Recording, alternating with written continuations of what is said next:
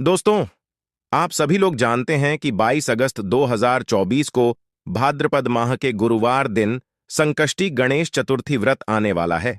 दोस्तों, इसी दिन किया जाने वाला पंडित जी द्वारा बताया गया 5 कनेर के फूल वाला उपाय आप लोगों को जरूर करना चाहिए, क्योंकि दोस्तों, यह एक ऐसा उपाय है जो कि इस उपाय को करने के पश्चात दोस्तों आपको पूरे साल कोई और उपाय को करने की जरूरत नहीं है, क्योंकि सबसे बड़ा और सबसे नया यह उपाय पंडित जी ने अपनी अभी की सीहोर की कथा में ही बताया है। जिस उपाय को हम आपको बहुत अच्छे से समझाने वाले हैं, इस वीडियो को देखने के बाद इस उपाय को समझने के लिए आपको कोई और वीडियो को देखने की जरूरत नहीं पड़ेगी। तो चलिए दोस्तों, उपाय को शुरू करते हैं। देखिए, ये दिन इतना खास होता है, इतना महत्वपूर्ण होता है। देखा गया है, कभी कभी बड़े बड़े पूजा पाठ अनुष्ठान से जो मनोकामना पूर्ण नहीं होती है, वह इस गुरुवार संकष्टी गणेश चतुर्थी के दिन एक छोटे से उपाय करने से ही आपकी पूर्ण हो जाती है। और बहुत सारे लोगों ने इस उपाय को किया भी है और उनको इस उपाय को करने का फल भी जरूर मिला है। यदि आप लोग भी इस उपाय को गुरुवार संकष्टी गणेश चतुर्थी के दिन करना चाहते हैं, तो आप इस उपाय को पहले अच्छे से समझ लेना, सुन लेना, उसके पश्चात करना। आपको इस उपाय का फल जरूर मिलेगा। और इस उपाय को करने से आपके घर में चाहे किसी भी प्रकार की दुख और समस्या क्यों ना चल रही हो, आपको उसका कारण भी नहीं पता है कि यह समस्या किस कारण से चल रही है। उसका कुछ भी कारण हो सकता है, जैसे पितृदोष हो सकता है, या किसी भी तरह का मंगल दोष भी हो सकता है। और भी बहुत तरह के दोष होते हैं, कुछ भी हो सकता है। पर आपको इस उपाय को करने के लिए अपने दोष को पता लगाने की भी जरूरत नहीं है। संकष्टी गणेश चतुर्थी के दिन इस 5 कनेर के फूल वाला उपाय को आप लोगों को कर लेना है। दोस्तों, अब हम समझते हैं इस वाले उपाय को हमें करना किस समय है। तो सबसे पहली बात दोस्तों, हम समझते हैं कि ये 5 कनेर के फूल वाला उपाय करना किसको है। तो देखिए, यहां पर सीधी सी बात है कि ये 5 कनेर के फूल वाला जो उपाय है, ये किस लिए किया जा रहा है। ये मनोकामना को पूर्ण करने के लिए किया जा रहा है, या आपके जीवन में जो दुख और परेशानियां हैं उनको दूर करने के लिए किया जा रहा है, या आपका कोई बड़ा काम है जो कि नहीं हो पा रहा है, आप उसके लिए इस उपाय को कर हो, है ना। तो सीधी सी बात यह है कि आप अपनी किसी भी प्रकार की मनोकामना के लिए इस वाले उपाय को कर सकते हो। तो यह उपाय वह व्यक्ति कर सकता है जिस व्यक्ति को अपनी किसी भी प्रकार की मनोकामना भगवान शिव जी से पूर्ण करवानी हो। और यदि कोई भी माताएं बहनें जो है अपने घर की सुख और शांति के लिए, घर में धन समृद्धि को बढ़ाने के लिए वाला उपाय करना चाहती हैं, तो घर की जो बड़ी माताएं बहनें होंगी, वह इस कनेर के फूल वाले उपाय को खास रूप से करें, क्योंकि माताएं बहनें घर की लक्ष्मी होती है। और जब घर की लक्ष्मी कोई खास उपाय करती है, तो उसका फल ही बहुत जल्दी मिल जाता है और बहुत बड़ा होकर मिलता है। अन्यथा इस उपाय को कोई भी व्यक्ति कर सकता है, चाहे वह बड़ा हो, चाहे वह छोटा हो, चाहे वह बच्चा हो। जिस व्यक्ति को यह 5 कनेर के फूल वाला उपाय समझ आ गया, वह व्यक्ति इस 5 कनेर के फूल वाले उपाय को संकष्टी गणेश चतुर्थी के दिन जरूर करे, क्योंकि उसको इस उपाय को फल बहुत ही जल्दी मिल जाएगा। क्योंकि भाद्रपद माह के सबसे बड़े व्रत संकष्टी गणेश चतुर्थी के दिन भगवान शिव जी बहुत आसानी से प्रसन्न हो जाते हैं। तो आइए अब हम समझते हैं कि इस 5 कनेर के फूल वाले उपाय को आपको करना कैसे है, और इस उपाय को करने का जो समय है वो क्या है। तो देखिए, इस संकष्टी गणेश चतुर्थी के दिन किए जाने वाले यह 5 कनेर के फूल वाला जो उपाय है, यह मुख्य रूप से सुबह के समय होगा। कि समय होगा, सुबह के समय होगा। आपको कोशिश यही करनी है कि सुबह के समय हम इस 5 कनेर के फूल वाले उपाय को करने पर किसी कारणवश यदि आप सुबह इस उपाय को न कर पाओ, आपको कहीं काम से जाना हो या किसी और काम की वजह से आप उपाय को न कर पाओ, तो आपके पास फिर दूसरा मौका रहेगा, जो कि शाम के समय का रहेगा, प्रदोष काल का रहेगा। अब भाई, प्रदोष काल का समय भी एक बहुत ही लोगों के मन में प्रश्न बन जाता है कि भाई ये समय होता कब है, कितने बजे से लेकर कितने बजे के बीच तक का समय होता है, ताकि हमें उपाय के लिए जो है करने का समय पता लग जाए। तो हम आपको बता दें, प्रदोष काल का जो एक समय होता है, शाम का समय, वह होता है शाम के 6-4 बजे से लेकर शाम के 7-8 बजे के बीच का इस समय के बीच में आप उपाय को करेंगे तो आपको उस उपाय का जरूर फल मिलेगा। तो शाम के 6-4 बजे से लेकर शाम के 7 बजे के बीच में आप लोग इस 5 फूल वाले उपाय को कर सकते हो। तो भैया बहुत सारे लोग यहां पर ये प्रश्न भी जरूर करेंगे कि भाई हम तो नौकरी पर जाते हैं, हम अपनी ड्यूटी पर जाते हैं और आने में हमें देर हो जाती है, तो उस जगह पर हमें क्या करना चाहिए। तो देखिए, उन लोगों को भी टेंशन लेने की जरूरत नहीं है। यदि आप लोग इस उपाय को शाम के समय प्रदोष काल में कर रहे हैं और यदि आप आने में देरी भी हो जाती है, आपको आने में 7 ही बजे तक आप नहीं पहुंच पाते हो, तो आप 7 या रात 8 बजे तक भी यदि उपाय को करोगे तो भी चल जाएगा। और यदि इससे भी थोड़ा देर हो जाती है ना, तो भी आप उपाय को कर सकते हो, क्योंकि संकष्टी गणेश चतुर्थी का दिन है। ये दिन बहुत ही कम आता है पूरे साल भर में। इसलिए जब आपको टाइम मिल जाए, जब आप इस उपाय को जरूर कर लेना है। ना कोई भी उपाय हो, आप कभी भी कर सकते हो। गुरुवार संकष्टी गणेश चतुर्थी के दिन बस कोशिश करना कि समय के थोड़ा मतलब कर लो, पर किसी कारणवश यदि ना कर पाओ तो फिर आप थोड़ा देरी से भी कर सकते हो। आपको उपाय का फल जरूर मिलेगा, क्योंकि भगवान शिवा आपसे बहुत ज्यादा प्रसन्न होते हैं, सभी भक्तगणों से जो उनको प्रसन्न करते हैं, है ना। तो अब हम यहां पर समझते हैं कि आपको उपाय कैसे करना है। सबसे पहली चीज दोस्तों, ये जो उपाय है ये 5 कनेर के फूल वाला उपाय है। तो सीधी सी बात है, इस उपाय में हमें 5 कनेर के फूल तो लेना ही लेने पड़ेंगे। अब यहां पर एक सबसे बड़ी गलती होती है, जो कि आप उपाय में हो और आपको पता भी नहीं लगता है, जो कि हम आपको बताते हैं। देखिए, जो आप 5 कनेर के फूल लेकर आओगे, सबसे पहले तो कनेर का फूल आप लोगों को पता होगा कि कैसा होता है। हम आपको जब भी बता देते हैं, कनेर के फूल वह होते हैं जो कि पीले कलर के होते हैं, लंबे लंबे से होते हैं। आप लोगों ने देखे भी होंगे, आप लोगों ने जो थंबनेल में फूल देखा हुआ था वही कनेर का फूल होता है। तो आप लोगों को वैसे ही 5 कनेर के फूल लेकर आने हैं। ये कनेर के फूल लोगों को बहुत आसानी से मिल जाते हैं, बस आपको इसका पेड़ ढूंढना होता है और बहुत सारे फूल में लगे हुए होते हैं, कुछ भी कमी नहीं होती है। बस दोस्तों, आपको यहां पर ध्यान इस बात का रखना है कि यदि ये 5 कनेर के फूल जो है, मतलब कनेर के फूल का पेड़ जो है कहीं बाहर लगा हुआ है, वो किसी के अंदर में नहीं लगा हुआ है, किसी का वो पेड़ नहीं है, तो आप बिना पूछे जो है वो कनेर के फूल तोड़कर ला सकते हो, है ना। पर यदि कोई सा कनेर का पेड़ किसी के घर के अंदर लगा हुआ है और आपको कनेर के फूल उसके घर के अंदर से चाहिए, तो भाई उससे पहले पूछना कि भाई हम जो है आपके पेड़ में से 5 कनेर के फूल ले लें या कनेर के फूल ले लें। भाई पहले उससे पूछना, क्योंकि ये वाले जो 5 कनेर के फूल आप लोग ले रहे हो, ये उपाय के लिए ले रहे हो। और भगवान शिव जी को उपाय जब हम करते हैं तो भाई पूर्ण रूप से जो है हम पूरे विधि विधान से करते हैं। तो इसीलिए यदि आप किसी के घर में के अंदर जो पेड़ लगा हुआ है, कनेर के उस पीडीसीएच से यदि ये फूल ले रहे हो, तो भाई पहले उस घर के मुखिया से पूछ लेना कि हम आपके पेड़ से कनेर के फूल ले लें। यदि वहां कह देता है तो भाई उसके पश्चात आप उसके पेड़ से 5 कनेर के फूल ले लेना। यदि कोई कनेर का पेड़ जो है ऐसे ही बाहर लगा हुआ है, खुले में लगा हुआ है, उस पर किसी का भी कब्जा नहीं है, तो वह आप जो है बिना पूछे भी उस पेड़ में से तोड़ सकते हो। पर किसी के घर के अंदर लगा हुआ है तो उससे कर ही 5 कनेर के फूल उसके पेड़ में से लेना। अब आपके पास 5 कनेर के फूल भी आ चुके हैं। अब दोस्तों, कनेर के फूल के साथ में क्या हमें सीधा उपाय करना है या कुछ सामग्री भी लेकर जाना है? तो देखो, कोई भी उपाय जब हम कर आते हैं तो सीधा हम उपाय जाकर नहीं करते हैं, उससे पहले हम भगवान शिव जी की पूजा अर्चना भी करते हैं। तो देखो, यदि यह उपाय आप सुबह के समय कर रहे हो, प्रातःकाल कर रहे हो, तो आप लोगों को अपने साथ में कम से कम 1 लोटा जल जरूर लेकर जाना ही जाना है। मंगलवार की अष्टमी का दिन रहेगा। वैसे ही माताएं बहनें अपनी पूजन सामग्री लेकर जाएंगी, तो उन लोगों के लिए कोई दिक्कत नहीं है जो प्रतिदिन शिव जी के मंदिर लेकर जाते हैं। सावन के सबसे बड़े व्रत संकष्टी गणेश चतुर्थी के दिन अपनी पूरी पूजन सामग्री लेकर जाएंगे भाई, वो वैसे के वैसे ही लेकर जाएं। यह बात उनके लिए है जो कुछ भी लेकर नहीं जाएंगे भाई, वो बस 1 जल तो जरूर लेकर जाएं।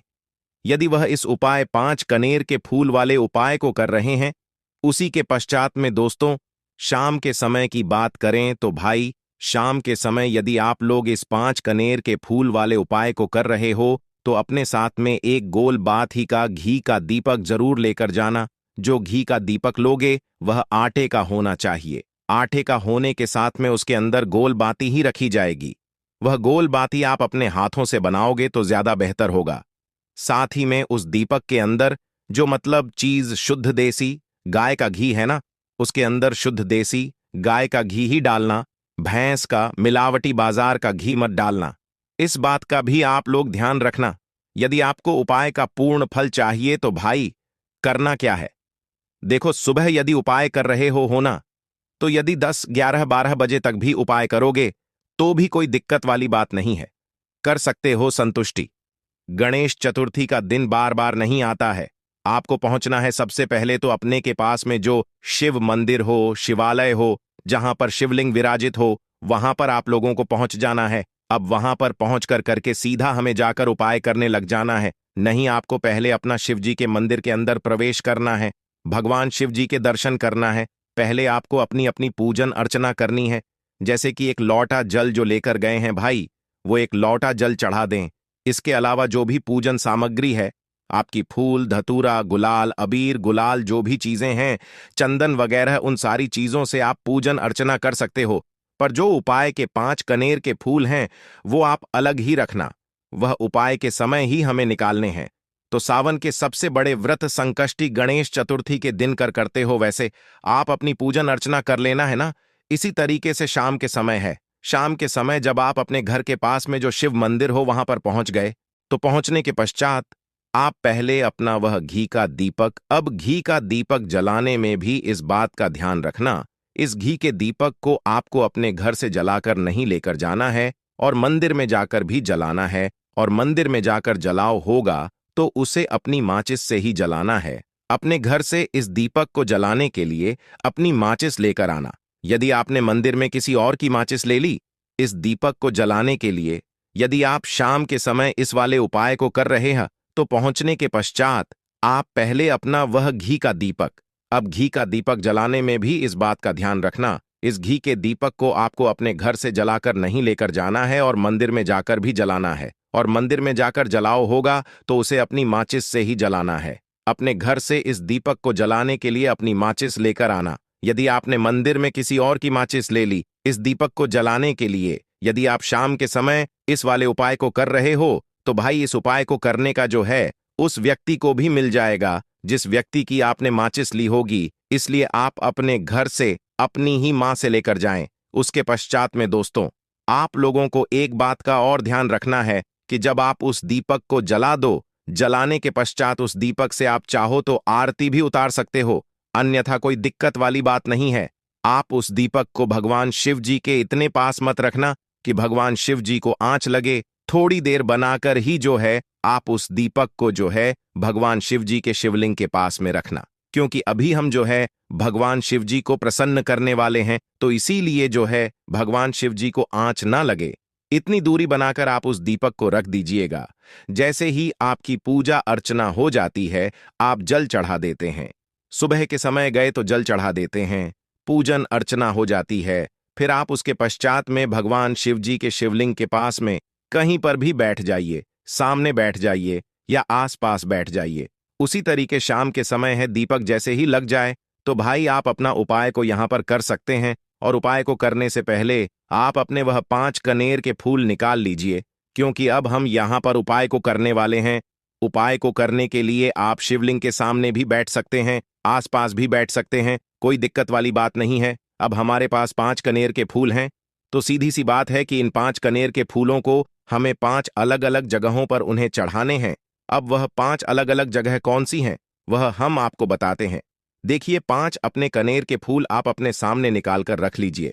अब 5 कनेर के फूल में से सबसे पहला वाला कनेर का फूल आप लोग उठाइए और पहले वाले कनेर के फूल आपको कहां पर चढ़ाना है, वो आपको चढ़ाना है भगवान शिव जी की शिवलिंग के ऊपर जो गणेश जी वाला स्थान होता है, वहां पर। अब भगवान शिव जी के शिवलिंग के ऊपर गणेश जी वाला स्थान कहां पर होता है, भगवान शिव जी की होती है शिवलिंग की जल आधारित होती है। जलाधारी का जो राइट हैंड साइड होगा, मतलब शिवलिंग की तरफ से खड़े होकर देखना कि भगवान शिव जी का सीधा हाथ कौन सा है, राइट हैंड साइड कौन सा है। उस राइट हैंड साइड पर आपको ये पहले नंबर का कनेर का फूल समर्पित करना है।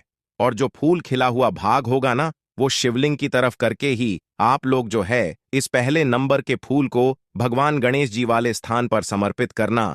जल के राइट हैंड साइड पर अब दोस्तों निकाल लेना अपना दूसरे नंबर का कनेर का फूल, है ना। अब दूसरे नंबर के कानर के फूल को आपको कहां पर समर्पित करना है, या आपको समर्पित करना है भगवान कार्तिकेय जी वाले स्थान पर। अब गणेश जी वाला स्थान राइट हैंड साइड पर होता है, तो कार्तिकेय जी वाला स्थान लेफ्ट हैंड साइड पर होता है, जलाधारी के ऊपर है।